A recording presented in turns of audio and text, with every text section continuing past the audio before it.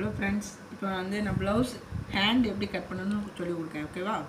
முதல்ல வந்து துணி வந்து என்ன செய்யணும், இப்படி இப்படி இருக்கும் பார்த்தீங்களா, இது மடிச்சுட்டு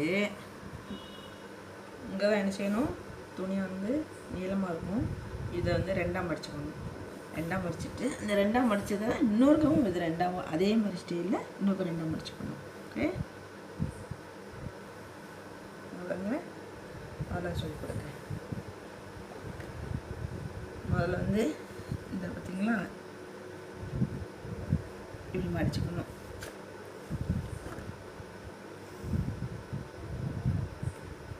இந்த ஓப்பன் இருக்குது பார்த்திங்களா, அப்படி இருக்கணும்.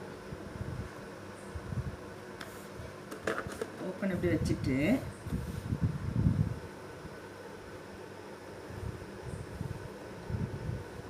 ரெண்டாவது